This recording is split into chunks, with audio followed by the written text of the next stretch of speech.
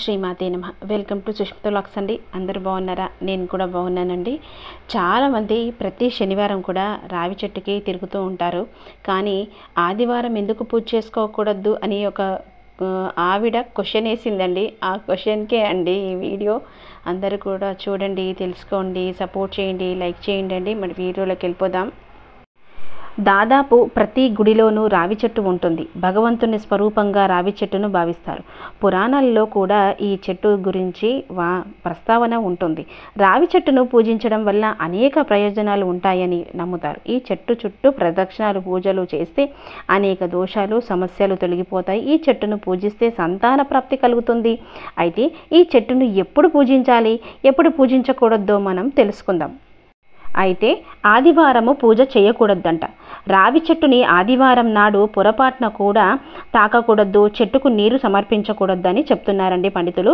ఇలా చేయడం వల్ల వారి జీవితంలో ఎన్నో అనర్థాలు ఎదురవుతాయంట. ఆదివారం నాడు దీనికి నీరు సమర్పించడం వల్ల దరిద్రం చుట్టుకుంటుందంట. దీని వెనకాల ఒక కథ కూడా ఉందండి.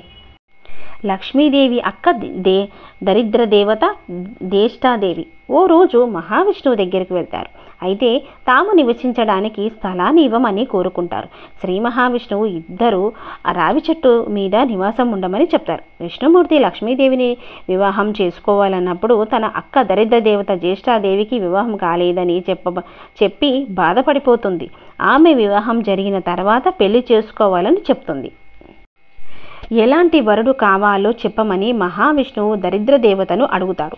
అప్పుడు దేవతలకు లేదా మానవుల కుటుంబానికి చెందిన వ్యక్తిని భర్తగా కావాలని దరిద్ర దేవత కోరుకుంటుంది. అయితే ఆ వ్యక్తి పెళ్లి జరిగిన తర్వాత ఎవరిని పూజించకూడదని షరతు విధిస్తుంది. అలాగే ఎవరూ పూజించని ప్రదేశంలో తనను ఆశ్రయం ఇవ్వమని అడుగుతుంది.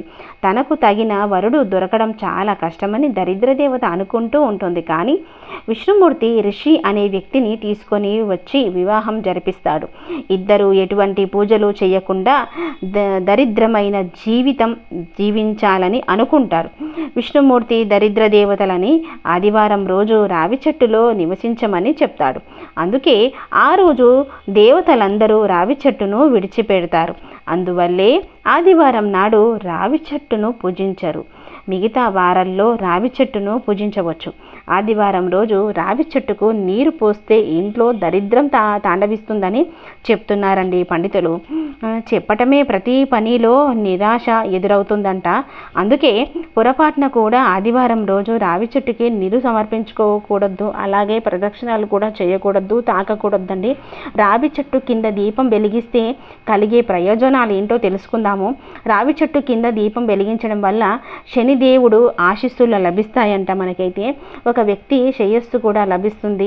ఈ చెట్టు మూలల్లో ఆవా నూనెతో దీపాన్ని వెలిగించడం వల్ల పేదరికం తొలగిపోతుందంట. అలాగే గ్రహదోషాలు తొలగిపోతాయని పండితులు చెప్తున్నారండి.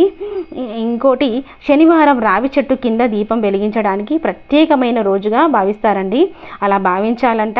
గ్రహదోషాలు, ఎలినాటి శని, అర్ధాశ్రమ శని ఈ వల్ల సమస్యలు తలెత్తే వాళ్ళు కూడా ఇలా రావి చెట్టుకి దీపం పెడితే చాలా మంచిది. అలాగే ఆవ నూనెతో పాటు నువ్వుల నూనెతో దీపారాధన చేస్తే కూడా చాలా మంచిదని చెప్తున్నారండి పండితులైతే.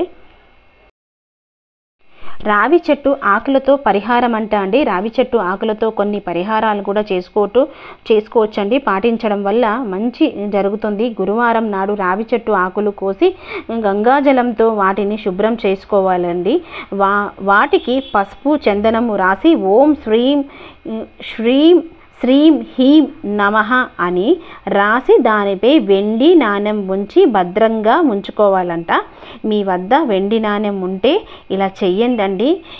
లేకపోతే ఓం నమో భగవతే వాసుదేవాయ నమః అని రావి ఆకుపై రాసి ఇంట్లో ఏదైనా పవిత్ర స్థలంలో ఉంచుకోవచ్చు. ఇలా చేయడం వల్ల కూడా లక్ష్మీదేవి అనుగ్రహం అయితే లభిస్తుందంట పండితులు చెప్తున్నారండి. అందుకే నాకు తెలిసింది మీతో షేర్ చేసుకుంటున్నాను. ఇలా చేయడం వల్ల సకల దేవతలు అనుగ్రహం మీకు అయితే లభిస్తుందని కోరుకుంటున్నానండి. ఆశీర్వాదాలు లభించాలి. ప్రతి దేవత ఆశీర్వాదము అందరికీ, కుటుంబ సభ్యులకి లభించాలని కోరుకుంటున్నాను. రావి చెట్టు విష్ణు నివాసంగా చెప్తారండి. ఇంకోటి అందుకే ఈ చెట్టు నరకడానికి కూడా భయపడతారండి చాలామంది. ఒకవేళ రావి చెట్టుని నరకాలని అనుకుంటే ముందుగా విష్ణుమూర్తికి క్షమాపణ చెప్పి తర్వాత ఆ పని చెయ్యాలి. అది కూడా ఆదివారం రోజు మాత్రమే ఈ చెట్టుని నరకుతారంట. అంటే చెట్టుని కత్తిరిస్తారంట. ఒకవేళ తొలగించేందుకు కూడా ఆదివారం కూడా చేసుకోవచ్చు. అప్పుడు ఆదివారం చేసుకుంటే దోషం ఉండదమ్మా అని చెప్తున్నారండి పండితులైతే. నాకు తెలిసింది షేర్ చేసుకుంటున్నాను. కానీ ప్రతి ఒక్కరు కూడా శనివారం రోజు తప్పనిసరిగా 12 లోపు రావి చెట్టు కింద ప్రదక్షిణాలు అయితే చేసుకోండి. 11, 21 ప్రతి శనివారం కూడా నేనైతే ఇలా పూజ చేసుకుంటానండి.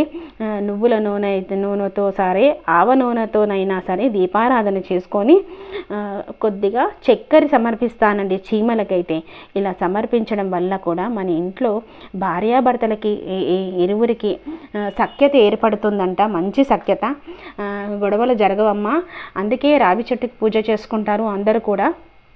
రావి చెట్టు అనుగ్రహం ఉంటే మన ఇంట్లో సకల దేవతల అనుగ్రహం అయితే ఉంటుందమ్మా అని పండితులు చెప్పారండి.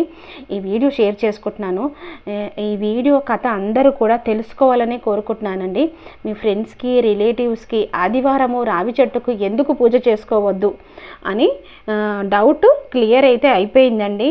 అందరూ కూడా తెలుసుకోండి. ప్రతి శనివారం కూడా నేనైతే ఇలా ఆంజనేయ స్వామిని దర్శనం చేసుకొని రావి చెట్టు పూజ అయితే చేసుకుంటానండి. ఇలా ప్రతి శనివారం కూడా రావి చెట్టు పూజ చేసుకుంటే సకల దారిద్రాలన్నీ కూడా దూరం అవుతాయంట. అందరూ కూడా చేసుకోండి. వీలైతే పొద్దున చేసుకుంటే ఇంకా చాలా మంచిది. ప్రతి శనివారం కూడా హనుమంతుని దర్శనం అయితే చేసుకోవాలండి. హనుమాన్ చాలీస్ కూడా పఠనం చేస్తే చాలా మంచిదండి. రోజు కూడా పఠనం చేసుకున్నా మంచిది. గ్రహపీడ నివారణ కలుగుతుంది. ఇంట్లో ఏవన్నా గాలి ధూళి ఉన్న సమస్యలు ఉంటాయి కదా, వాళ్ళు కూడా హనుమాన్ చాలీస్ పఠనం అయితే చేసుకోవాలండి. నేనైతే ప్రతి సాయంకాలం కూడా ఇంట్లో హనుమాన్ చాలీస్ పఠనం అయితే చేసుకుంటామండి. ఇలా హనుమాన్ చాలీస్ పఠనం చేసుకున్నా కానీ గ్రహపీడ నివారణ కలుగుతుంది, శనిదోష నివారణ కూడా కలుగుతుందండి. ఎటువంటి సంకోచం లేకుండా కనీసము వినండి హనుమాన్ చాలీస్. ప్రతిరోజు కూడా పిల్లలకి నేర్పిస్తే కూడా చాలా మంచిది. హనుమంతుడి శక్తి మన పిల్లలకి ఉండాలండి. జై శ్రీరామ్ అని కామెంట్ అయితే పెట్టండి. తప్పకుండా ఈ వీడియో చూడండి, ఒక లైక్ ఇవ్వండి, సపోర్ట్ చేయండి. మరి నెక్స్ట్ వీడియోలో కలుద్దామండి. ఉంటాను.